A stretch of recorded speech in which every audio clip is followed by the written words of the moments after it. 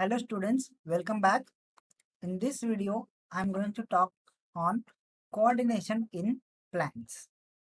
So in plants, the plant growth and development as well as the responses of the plant to the environment is coordinated by the special molecules called plant hormones or plant growth regulators.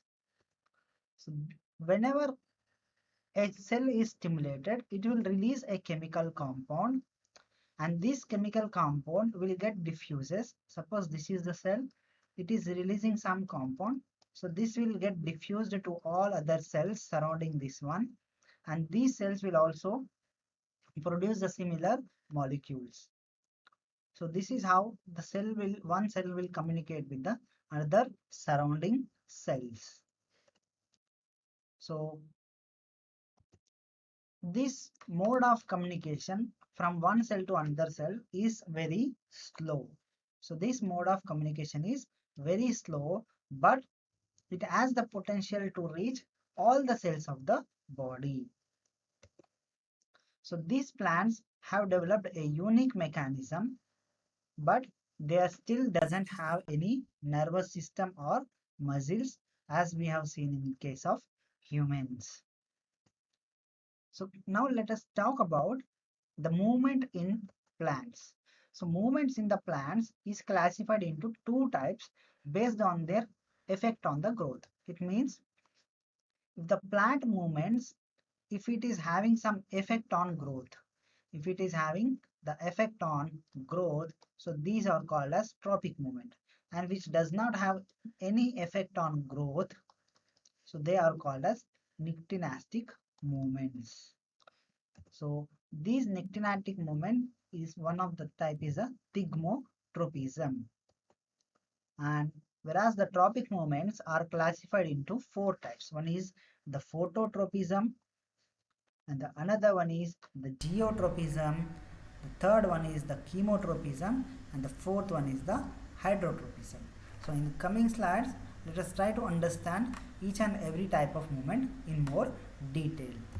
So first let us talk about the Nicotinastic movements.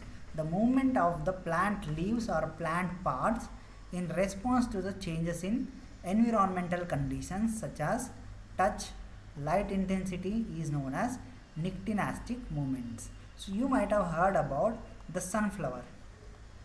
So it will rotate in accordance to the sunlight, right?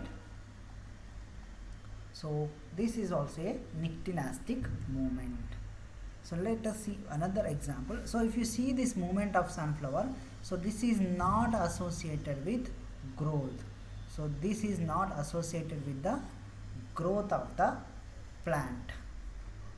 So you might have heard about another example, that is a touch me not plant, right? So whenever a person touches the plant, so it will closes the leaves. So how it is happening? So this is happening by the movement of water. Okay, so this is happening by the movement of water, resulting in the swelling or shrinking.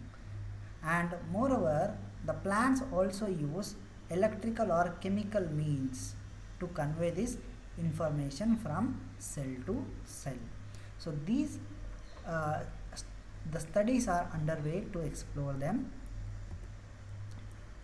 So already I have told you that the example of the touch me not plant, or that is belongs to the mimosa family. So whenever you touch the leaves, so the leaves will fold up and the leaves will be closed. So this type of movement is known as Chemotropism. The type of movement is known as the Chemotropism. Coming to the tropic movements. So these tropic movements, they are directional in nature. They are directional in nature and they are associated with the growth of the plant. So they are called as tropic movements. So these movements are triggered by environmental factors such as light, gravity or touch.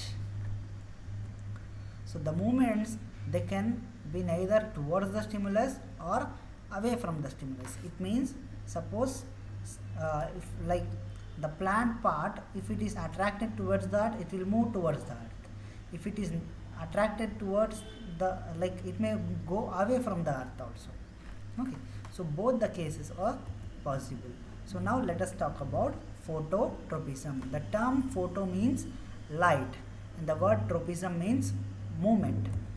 So the movement of plant parts in response to the light is known as phototropism. So the shoot system of the plant bend and move towards the light, and it is called as positively phototropic. Suppose if the seed is getting germinated, we all know it will have a plumule and a radicle. So from this plumule, the shoot system will get developed. So it is happening towards the light. Suppose if you put this plant seedling inside your house and the window is this way, so the shoot system will go in this direction. It means the plant shoot system is moving towards the light. And at the same time, if you see the root system, it is going into the earth. It means it is going away from the light, so it is called as negatively phototropic. Okay. So now let us talk about geotropism. The term geo means earth and the tropism means movement. So the movement of plant parts in response to the earth's gravity. The movement of plant parts in response to the earth gravity. So whenever the seed is getting germinated, so it will form a radicle as well as a plumule. So the root system will go deep into the earth towards the center of the earth. So it is called as, the plant root system is positively geotropic, whereas the shoot system, it is going away from the earth. So it is called negatively geotropic. So this is the typical examples for phototropism and the geotropism. So now let us talk about hydrotropism. So we know that hydro means water and the tropism means movement. So the movement of plant parts towards the water. So which plant part moves towards the water? Roots. So roots will move towards the water. Okay. So the lateral roots usually, or the main root, it will grow towards the water. You can do this experiment by setting up a small thing, like, so you just plant here, like put a seed, so it will start growing.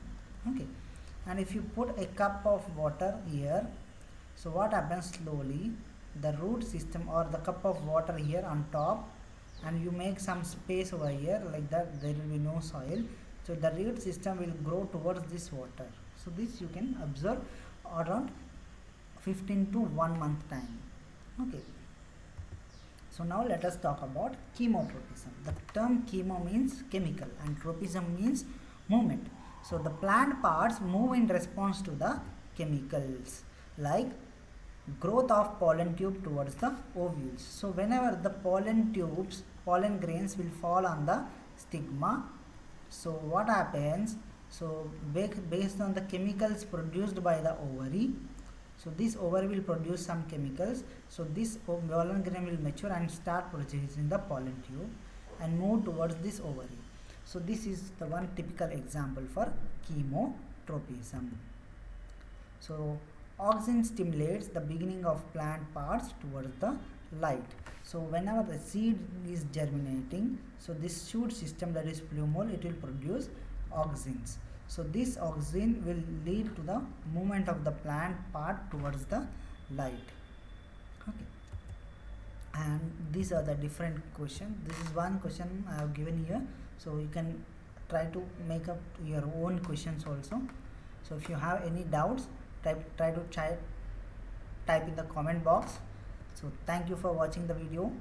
In the next video I am going to talk about the plant hormones.